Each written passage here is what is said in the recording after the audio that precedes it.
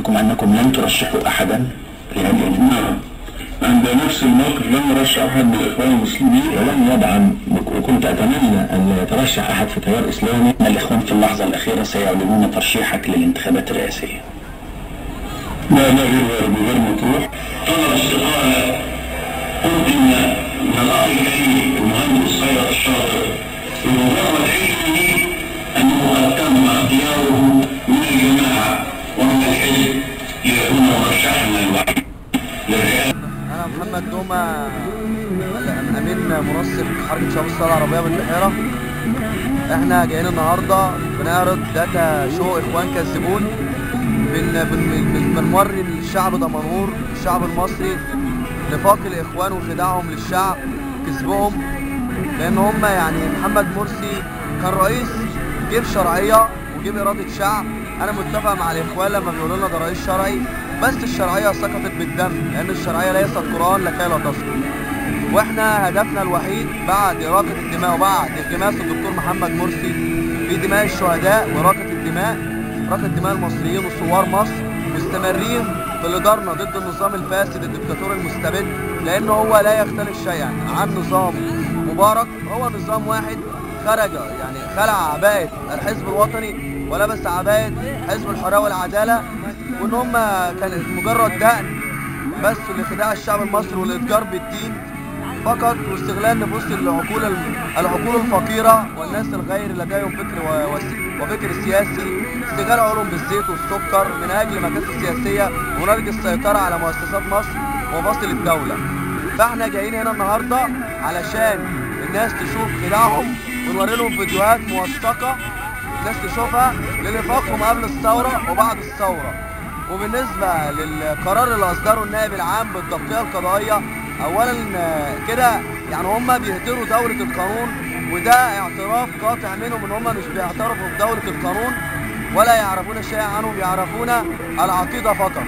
القانون لدى الإخوان هو العقيدة فقط، لأن هم كده بيستغلوا دور الشرطة، وهم عايزين يدخلوا الشرطة في صدام مع الشعب من أجل انهيار الشرطة ومن أجل خلق شرطة موازية لحماية النظام المستبد، نظام محمد مرسي القاتل الدكتاتوري.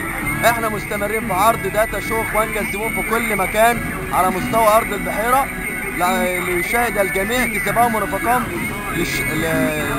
نفاقهم وخداعهم. فاحنا مستمرين مش هنمشي، وحتى لو قتلونا ومثلوا بجثثنا في ميادين مصر مش هنمشي. انا احدى مصابين الثوره فقدت بصري في 28 يناير في جمعه الغضب، ومستمر برضه ضد نظام الاخوان المستبد. مرحبا بالدكتور محمد البرادعي المصري الاصيل الذي القى حجرا في المياه السياسيه الراكده المستقبل. أنا أعتقد أنه أهم إنجازات البرادعي أمرين. الأمر الأول أنه أوقف قطار التوريث الذي كان يسير باندفاع كبيرة، لأنه طرح فكرة تغيير شروط الترشيح وطرح أسماء الأخ. طيب أين يرتدي دكتور برادعي؟ الدكتور برادعي يرتدي قناع المخلص والمنقذ الذي يريد أن يخرج البلاد من النخبة المصرية كانت فقط الأمل في إحداث أي إصلاح أو تغيير.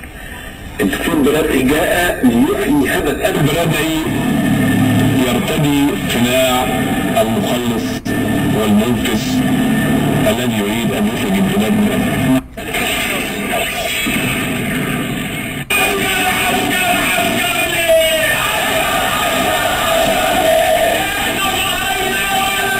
أنا لا أدري المجلس الأعلى للقوات المسلحة، الناس اللي بتفرق بين المجلس الأعلى للقوات المسلحة وبين الجيش المصري هذه تفرقة ظالمة.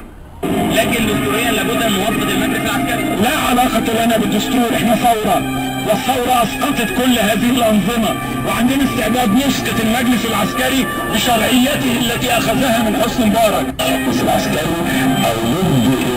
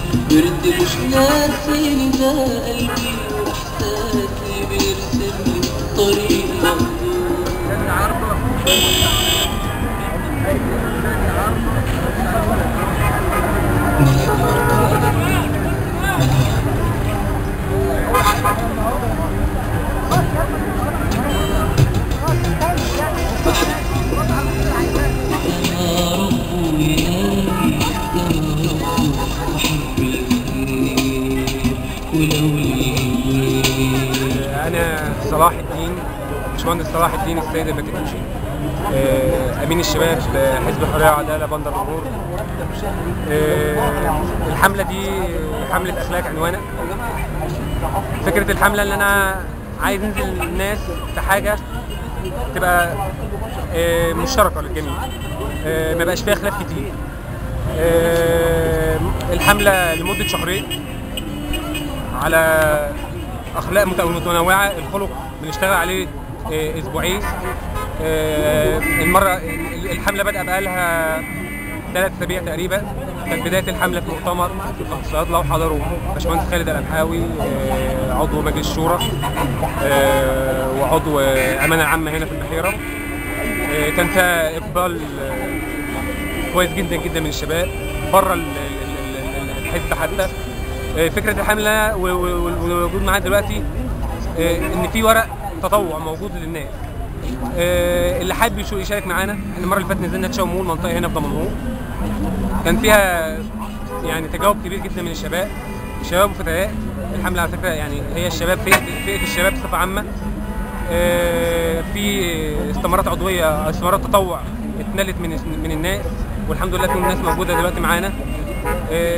الحملة النهاردة احنا بنبدأها غالبا في أي يوم بننزل فيه من بعد العشاء لغاية الساعة 9:30.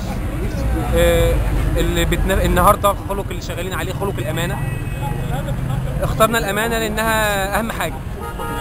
لما نبص على معظم المشاكل، لو كل واحد في مكانه بقى أمين وخايف على المسؤولية اللي عليه، هتلاقي مشاكل كتير بتتحل.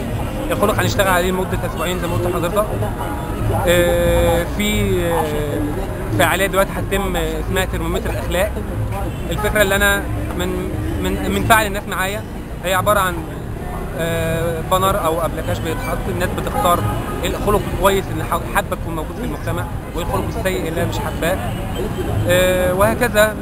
بعد كده بنفرز الحاجات دي او الاخلاق اللي اتكتبت، ونطلع بالحاجه اللي تهم الناس نبدا نشتغل عليها اكتر منها.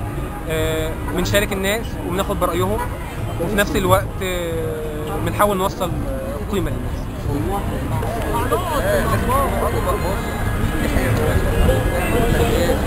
على الصف. هو انت